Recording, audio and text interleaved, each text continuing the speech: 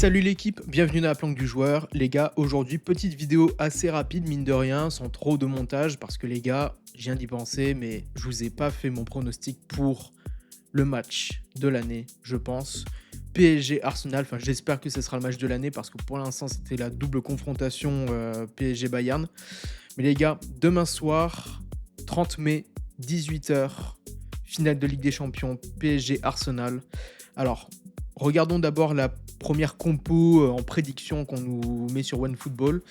PSG, Gvara, Doué, Barcola, Neves, Vitinha, Ruiz, Mendes, Pacho, Marquinhos, Hakimi, Safonov. Alors, je veux pas un peu les mettre en porte-à-faux, mais je pense que ce sera pas Hakimi en titulaire. Je pense que ça sera Warren qui commencera en latéral droit, comme il l'a très bien assuré sur le match contre le Bayern. Et puis peut-être que Hakimi rentrera à la 60e, 70e, quelque chose comme ça, histoire de remettre un peu de gaz sur l'aile droite. Côté Arsenal, oui, on va voir Trossard, Gyökeres, Saka, Rice, Zubimendi, Odegaard, Calafiori, Gabriel, Saliba, Mosquera, Raya. Bon, là, ça a plus une gueule d'équipe type, ok. En vrai, les équipes prédites là sont pas choquantes, c'est normal, c'est vraiment les équipes type. Juste, je ne vous l'ai pas notifié, mais je m'attendais à ce que vous le notifiez vous-même. Il n'y a pas Dembélé qui est prédit là-dedans. Pourquoi ? Parce qu'apparemment, il y a une petite gêne, un petit pépin. Mine de rien, Gvara, Doué, Barcola est déjà flamboyante, c'est une attaque flamboyante. Peut-être que Dembélé rentrera pareil après la première mi-temps, quelque chose comme ça, en fonction aussi du scénario, parce qu'on n'est pas à l'abri qu'un Doué nous remette un doublé et que ça soit bouclé. Bon, si vous voulez bien, on va analyser un peu plus en profondeur ce match, parce que juste cette compo et l'autre compo, ça veut pas dire grand-chose. Côté PSG, ils ont fait une double confrontation monstrueuse face au Bayern, ça a fini en 6-5 au total. Le match retour, c'était vraiment chaud bouillant. Je ne sais pas si vous étiez devant votre télé à ce moment-là. Le but de Ousmane Dembélé, mine de rien, est ultra important à la 3e minute, parce que quand on voit le reste du match où c'est très très dur, très équilibré, et qu'à la fin, on a Kane qui met un but à la 94e, qui met vraiment le feu aux poudres, parce qu'on se dit, oula, il y a peut-être moyen que ça se retourne contre le PSG qui se voyait déjà qualifié. Donc ouais, à mon avis les gars, ça va être compliqué. Parce que regardez, donc c'était PSG Bayern, regardez un peu la compo du Bayern, qui était monstrueuse, hein, soit dit en passant, même s'il y avait peut-être 2-3 faiblesses. Mais regardez, le PSG c'était ça.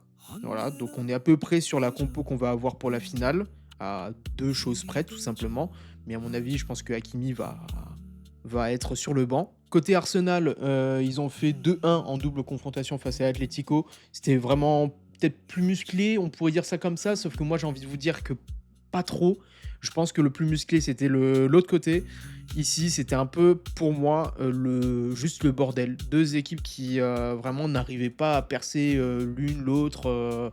C'était vraiment pas les mêmes spectacles d'un côté comme de l'autre. Voilà, une piètre confrontation retour, 1-0 contre l'Atlético, but de Bukayo Saka.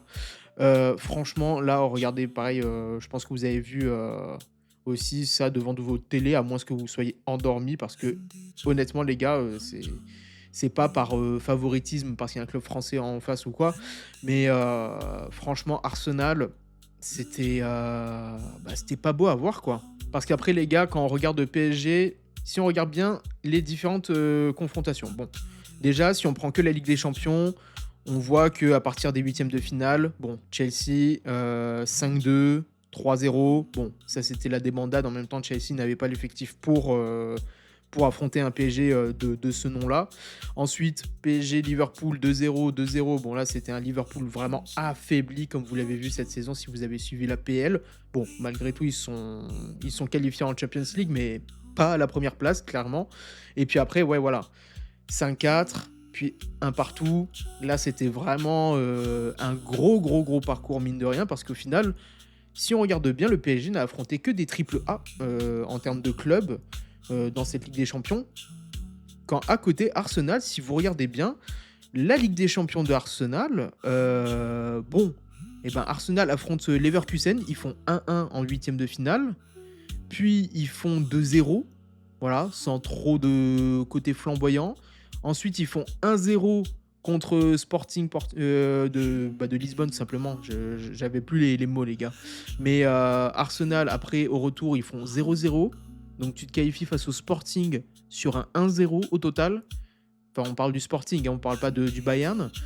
Et après, les gars, vous avez Arsenal Atlético, 1-1 à l'aller, 1-0 au retour. Pareil, c'est un match nul, une victoire sur les doubles confrontations. Enfin, comment vous dire? Comment vous dire que ce genre de parcours ne présente pas forcément une stabilité d'un point de vue de l'effectif, hein, je pense, et d'un point de vue de la tactique. Quand à côté, le PSG, ils ont déroulé alors qu'ils ont affronté des triple A, quoi. Peut-être des triple A affaiblis pour certains, mais clairement, on était sur des clubs qui étaient habitués de la Ligue des Champions, alors que la plupart des clubs qu'Arsenal a affrontés sont pas forcément habitués à la Ligue des Champions. Et ensuite, les gars, quand on regarde le PSG, par exemple, là, sur la forme précédente, donc on a Paris FC 2-1, mais là, ils ont fait énormément tourner. Lens, ils ont mis un 2-0 classique, 1-0 contre Brest, 2-2 contre Lorient, mais en même temps, on était sur la fin de saison où mathématiquement, ils savaient qu'ils étaient presque champions, donc il fallait faire tourner l'effectif, surtout après ce genre de confrontation face au Bayern. Mais après, voilà, 3-0, 3-0. Bon, après, là, on est au mois d'avril, donc là, on est plus sur la même forme à analyser. Côté Arsenal, ben, regardez, 2-1 contre Crystal Palace, 1-0 seulement contre Burnley, 1-0 contre West Ham, et celui-là, je l'ai regardé le match, c'était très compliqué. West Ham a failli le faire. Puis après, les gars, ouais, 3-0 contre Fulham, 1-0 contre Newcastle, ils se sont pris 2-1 par City. C'est pas forcément une équipe qui est très flamboyante, qui s'impose sur des 3-4-0, alors qu'on parle de l'équipe quand même qui a été championne de Première Ligue, qui a fini première de Ligue des Champions de la phase de groupe. Et c'est une équipe qui vraiment s'impose sur un jeu, mais pas médiocre, mais vraiment minimaliste, quoi. Si on peut s'imposer que 1-0, on le fait, quoi. Donc les gars, tout ça pour dire que si on va faire nos pronostics, et je vous invite à aller sur Spinora, c'est une très bonne plateforme de paris sportifs, en fait, les gars, tout simplement, quand on regarde PSG Arsenal, et je ne suis ni supporter du PSG ni d'Arsenal, au contraire, mes clubs ne sont absolument pas là. Mais tout simplement, là, j'ai déjà envie de vous dire, forcément PSG gagnant, mais PSG gagnant de combien? Moi, j'ai envie de vous dire, ça va pas être un 5-0 comme ils ont fait face à l'Inter, parce qu'il y a une différence de tacticien entre Inzaghi et Mikel Arteta. Je pense pas qu'on aura ce genre de show, mais on pourra, selon moi, vu le génie qu'a Enrique à chaque tacticien qu'il rencontre de percer un peu leur tactique. Et vraiment, la tactique d'Arsenal, c'est vraiment pas la plus jolie à voir. Je pense qu'on pourrait avoir quelque chose comme 2-0, 2-1, un truc un peu serré. Parce que vraiment, je vous le dis, hein, ne vous attendez pas à voir un show demain soir. Par contre, en termes de buteurs, je pense que on peut aller chercher. Bon, vous voyez les cotes. Bon, là, Dembélé qui a 2,63, Gonzalo Ramos qui a 3. Moi, j'ai envie de vous dire, les gars, je pense qu'on peut essayer de s'impliquer un peu plus sur Kvara, parce que la Ligue des Champions, la campagne de Ligue des Champions qu'il nous fait, regardez, vous voyez la cote a baissé pour Kvara, elle est passée de 3,40 à 3,10. Ça alimente un peu plus mon propos, mais je pense, les gars, franchement, que Kvara peut le faire. Mais bon, nous, on va rester sur quelque chose de très simple. Juste vous dire qui gagne, qui perd. Pour moi, le PSG, ça peut aller au bout, sans trop de problèmes, je pense. Mais les gars, n'oubliez pas que parier, ça engage quand même la potentialité de perdre. Mais moi, je vous dis que là, en l'occurrence, le PSG a l'air plus sûr que Arsenal. De toute façon, regardez au niveau des cotes, ça a l'air de se profiler comme ça. Mais demain soir, on va voir à 18h, n'oubliez pas. Branchez-vous sur votre télé et on va voir si le PSG va l'emporter ou si au contraire Arsenal va produire quelque chose d'historique, leur première Ligue des Champions. Ça reste à voir. En tout cas, n'oubliez pas d'aller sur Spinora et de parier sur ce site-là. De toute façon, le lien avec les promos, etc. est en description. Il y a plein d'offres détaillées et je vous invite à voir ce match qui, à mon avis, va être le match de l'année pour moi. Bref, c'est la fin de cette vidéo. Pensez à vous abonner à la chaîne si ce n'est pas encore fait. Explosez le bouton pouce bleu si cette vidéo vous a plu et n'hésitez pas à partager votre impression en commentaire, ça m'intéresse. Les portes de la planque restent ouvertes à tous les joueurs responsables. À très vite pour une nouvelle vidéo et n'oubliez pas, jouez pour vous amuser, jamais pour vous sauver.